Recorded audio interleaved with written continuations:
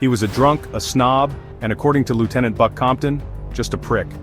Why did Buck Compton, one of Easy Company's most respected leaders, have such disdain for fellow officer Lewis Nixon? Was the Band of Brothers' portrayal of Nixon too forgiving? And what really happened between these two decorated veterans that sparked a rivalry still talked about at reunions decades later? Well, I've done the deep digging through military records, interviews, memoirs, and veteran testimonials to tell you the full, no-punches-pulled story of Buck Compton versus Lewis Nixon. And trust me, this is one video you won't want to miss. Buck meets Nixon, and well, sparks definitely fly. This moment really sets the foundation for their feud and Nixon's jock resentment.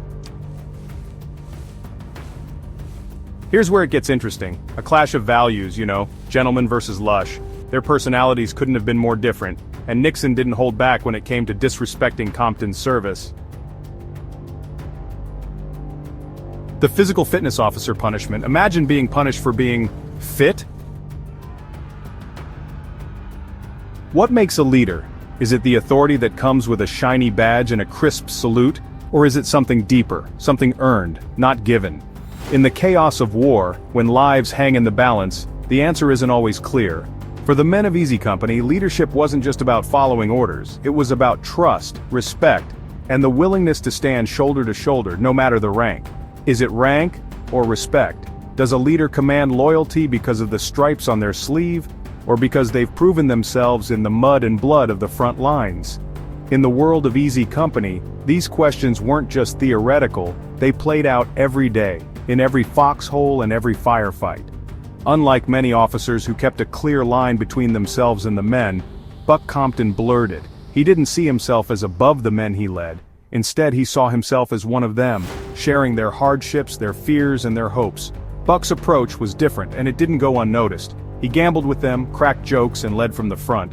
In the evenings, when the tension eased, Buck was right there in the thick of things, rolling dice, swapping stories, and reminding everyone that even in war, there was room for laughter.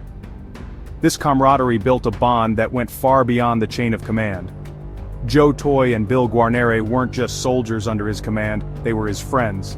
They trusted Buck not just because he wore an officer's bars, but because he'd proven time and again that he'd risk his life for them. In the darkest moments, that trust made all the difference. This closeness became a problem in Winter's eyes. Winters, a leader himself, worried that Buck's friendships might cloud his judgment. Could a man truly make the hard calls if he cared too much about those he led? It was a question that haunted many officers, not just in Easy Company but across the entire war. He thought it could cloud Buck's judgment in combat.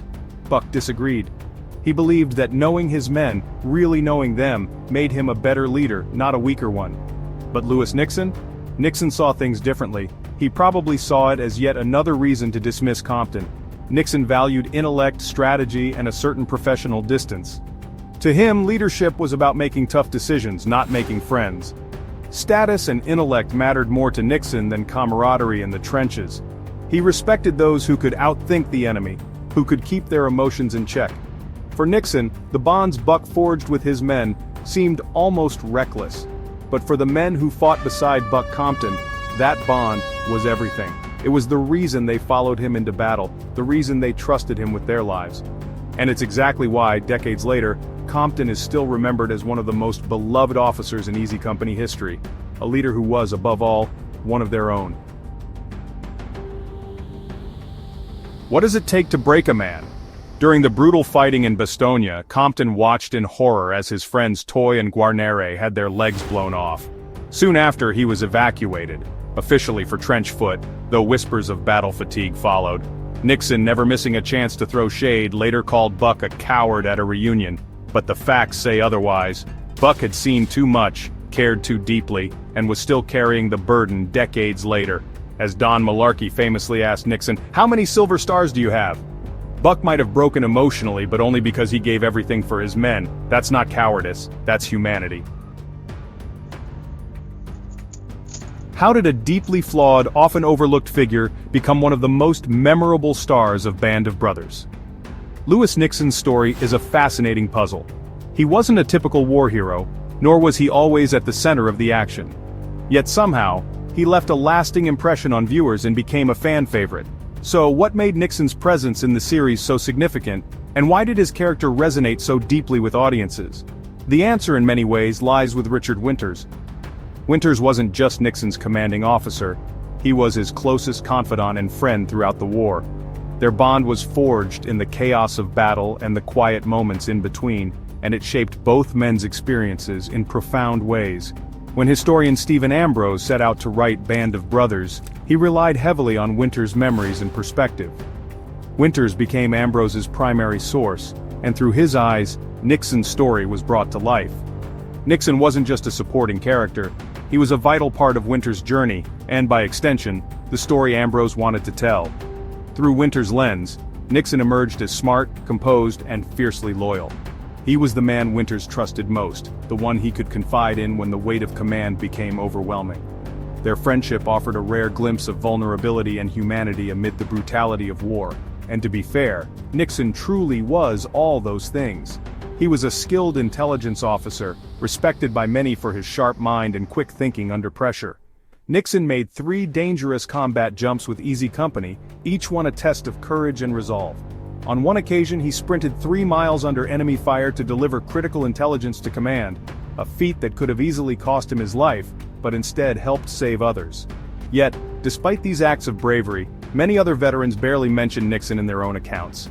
He was often a background figure, present but not always prominent in the memories of his peers. And when they do talk about him, the stories aren't always flattering. Nixon's struggles with alcohol were well known, and his behavior sometimes drew criticism from those around him. Don Malarkey, one of Easy Company's most respected members, even called Nixon the resident lush, a reputation that followed him throughout the war. Even Winters, as loyal as he was, noted in his journal that Nixon's drinking sometimes affected his performance, sometimes badly enough to put missions at risk. Without Winters' advocacy and the unique perspective he provided to Ambrose, Nixon might have been little more than a footnote in the story of Easy Company, a name lost among many. Instead, thanks to Winters' memories and Ron Livingston's nuanced performance, Nixon became a complex, relatable, and unforgettable character, one whose flaws and strengths made him all the more human, and all the more real to audiences around the world. When we look back at the men of Easy Company, 2 names often stand out: Buck Compton and Lewis Nixon. But who truly left the greater legacy? Was it Compton, whose life after the war was marked by public service and achievement?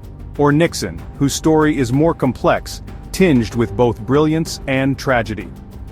After the guns fell silent, Buck Compton didn't simply fade into the background. He channeled his discipline and sense of justice into a remarkable legal career.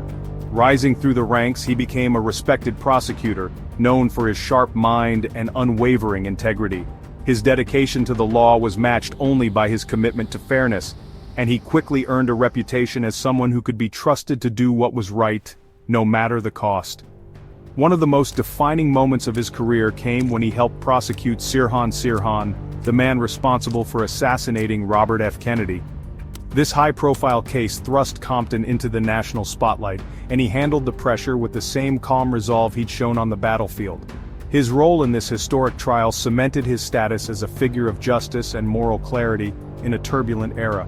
But Compton's legacy wasn't just built in courtrooms.